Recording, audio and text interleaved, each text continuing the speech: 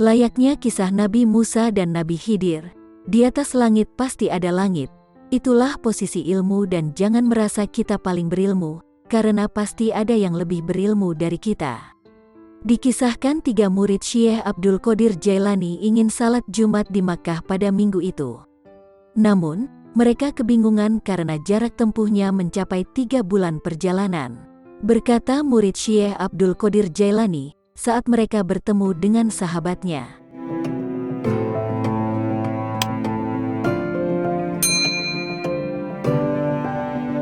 Alangkah baiknya kalau kita salat Jumat di Makkah dalam minggu ini. Berkatalah murid yang lain, itu hal mustahil, jarak perjalanan dari sini ke sana selama 3 bulan. Tapi sangat bagus kalau kita salat Jumat di sana minggu ini. Tapi bagaimana caranya? Kalau begitu kita menghadap kepada guru kita Syekh Abdul Qadir Jailani.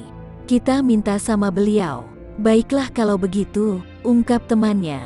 Maka 3 orang murid itu segera menghadap gurunya Syekh Abdul Qadir Jailani. Tuan, kami ingin salat Jumat minggu ini ke Tanah Haram. Bisa, pergilah. Perjalanan selama 3 hari, hari Selasa kalian berangkat, kata Syekh Abdul Qadir Jailani. Hari Selasa mereka berangkat dan menempuh perjalanan selama 3 hari. Setelah sampai di Tanah Haram, pas hari Jumat, mereka pun siap-siap untuk melaksanakan salat Jumat. Adapun di lain lokasi yang jarak tempuhnya sama, ada murid Syekh Nuruddin sama-sama berniat untuk salat Jumat di Makkah, persis seperti keinginan muridnya Syekh Abdul Qadir Jailani. Kita menghadap guru kita, ucap salah satu murid Syekh Nuruddin, dan setelah menghadap, si murid menyampaikan keinginannya kepada Syekh Nuruddin. Tuan, kita mau salat Jumat di Makkah. Baik, pergilah berwudu. Murid-murid Syekh Nuruddin disuruhnya pergi berwudu. Dan setelah berwudu langkahkan kakimu. Dan dalam 1 langkah si murid sampailah di Makkah. Dan secara tak disengaja, mereka pun berkumpul berdekatan dengan muridnya Syekh Abdul Qadir Jailani. Setelah selesai salat Jumat, murid Syekh Abdul Qadir berdiri dan berkata, "Ketahuilah wahai penduduk Makkah, tidak ada yang lebih keramat dari guruku, Tuan Syekh Abdul Qadir Al-Jailani. Buktinya adalah perjalanan yang seharusnya ditempuh selama 3 bulan, hanya ditempuh selama 3 hari sampai ke Makkah. Sebab karena Tuan guruku Syekh Abdul Qadir Jailani, hari ini saya salat Jumat di Makkah. Adakah yang mampu mengalahkannya?" Tanya murid Syekh Abdul Qadir Jailani bangga akan gurunya itu.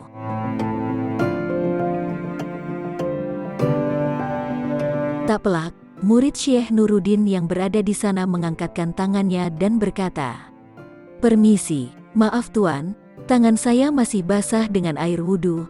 Saya berwudu di kampung saya, lihatlah, masih basah tanganku. Aku berwudu di kampungku." "Di mana kampungmu?" tanya murid Syekh Abdul Qadir Jailani. "Kampung kita berdekatan, jarak 3 bulan perjalanan juga," jawab murid Syekh Nuruddin. Murid Syekh Abdul Qadir Jailani pun terdiam dan tidak bisa berkata-kata lagi karena karomah gurunya ada yang mengalahkannya.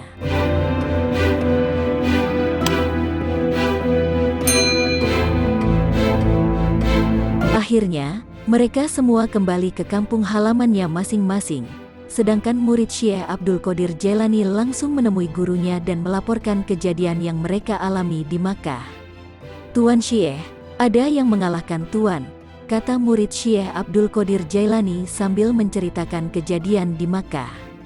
Syekh Abdul Qadir Jailani berkata, "Tidak anak-anakku, saya sudah melihatnya di alam gaib, tidak ada yang mengalahkanku. Cobalah melihat ke atas Tuan, mungkin ada yang mengalahkan Tuan di sana," desak murid Syekh Abdul Qadir Jailani. "Tidak anak-anakku, tidak ada," jawab Syekh Abdul Qadir Jailani. Dan terus sampai malam, Syekh Abdul Qadir Jailani memeriksa seseorang yang soleh yang derajatnya mungkin lebih tinggi darinya, tapi tetap saja tidak ditemukan. Dan besoknya, Syekh Abdul Qadir Jailani mengatakan pada murid-muridnya bahwasanya tidak ada seorang pun yang mengalahkan atau lebih tinggi darinya. Coba periksa Tuan secara seksama, mungkin ada. Desak murid Syekh Abdul Qadir Jailani. Dan setelah diperiksa secara seksama ternyata ada. Karena memang kadang Allah menyembunyikan kewalian seseorang sehingga tidak bisa diketahui walau oleh para wali lagi. Meski derajat Syekh Abdul Qadir Jailani adalah wali besar atau rajanya para wali. Di dalam penglihatan Syekh Abdul Qadir Jailani kadang ada satu titik yang muncul kadang hilang dan tidak selalu muncul, tapi setelah diamati secara seksama ternyata beliau membenarkannya dan mengakuinya memang ada yang mengalahkannya. Memang benar, ada yang mengalahkan saya, kata Tuan Syekh kepada muridnya. Siapa Tuan? Tanya murid Syekh Abdul Qadir Jailani. Beliau adalah Syekh Nuruddin. Jawab Tuan Syekh. Tempatnya di kampung sebelah. Jadi bagaimana sekarang? Tanya murid Tuan Syekh. Kita pergi ke rumahnya. Apa yang kita bawa? Kita bawa makanan, kata Tuan Syekh Abdul Qadir Jailani, dan berangkatlah mereka ke rumahnya Syekh Nuruddin.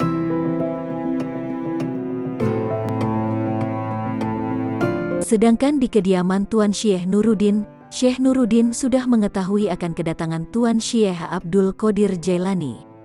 Dan berkatalah Syekh Nuruddin kepada muridnya, kita akan kedatangan tamu wali besar. Pergilah ke rumah wali tersebut dan ambil gucinya. Perintah Syekh Nuruddin kepada muridnya. Ambillah guci yang paling bagus yang paling disukainya, dan taruhlah di situ nanti. Perintah Syekh Nuruddin pada muridnya.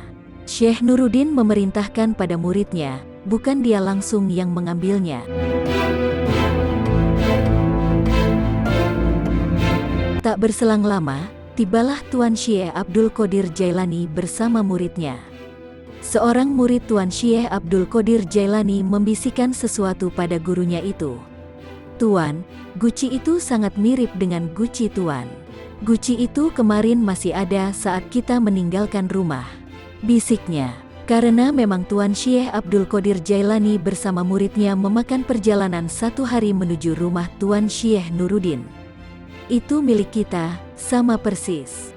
Kata sang murid, tunggu dulu, guci itu kita bahas nanti. Setibanya rombongan Tuan Syekh Abdul Qadir Jailani, disambut oleh Syekh Nuruddin dan dipersilahkan masuk. Ada tujuan apakah tuan-tuan ini kemari? Tanya Syekh Nuruddin sambil menjamu tamunya. Maaf Tuan, kata Syekh Abdul Qadir Jailani. Ajarilah saya, pintanya kepada Syekh Nuruddin. Bagaimana saya mengajarimu, sedangkan kamu adalah wali yang besar? Jawab Syekh Nuruddin. Siapa yang mengalahkanmu hingga minta diajari? Tidak Tuan, ajarilah saya. Kata Tuan Syekh Abdul Qadir Jailani rendah diri dan itulah memang sikap rendah diri para wali Allah.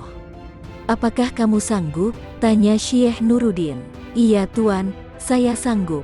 Kalau begitu, kita makan dulu, kata Syekh Nuruddin. Maka Syekh Nuruddin menyuruh muridnya untuk menjamu tamu-tamunya. Semua dikasih makanan enak-enak kecuali Tuan Syekh Abdul Qadir Jailani. Beliau dikasih makanan basi yang sangat menjijikan. Makanlah, kata Syekh Nuruddin kepada Tuan Syekh Abdul Qadir Jailani.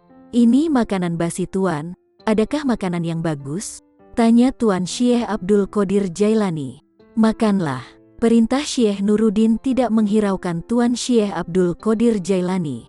Akhirnya, makanan basi yang sangat tidak enak itu terpaksa Tuan Syekh makan, hingga berkali-kali hampir muntah. Syekh Nuruddin memukul tengkuk Tuan Syekh Abdul Qadir Jailani. Maka muntahlah Tuan Syekh Abdul Qadir Jailani. Semua yang buruk dimuntahkan. Makanlah, desak Syekh Nuruddin. Dan karena desakan Syekh Nuruddin untuk tetap memakannya, akhirnya habis juga makanan basi itu. Berkata Syekh Nuruddin, terimalah ilmuku, ambil guci itu dan pulanglah.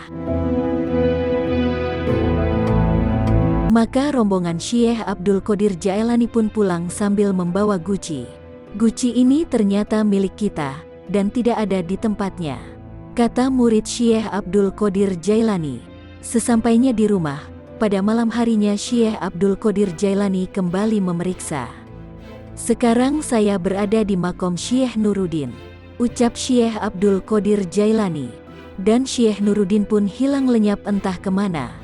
Syekh Abdul Qadir Jailani pun menjadi wali yang besar. Pada dasarnya beliau telah menjadi wali yang besar, tapi ada yang lebih di atasnya dan itulah posisi makom wali kutub.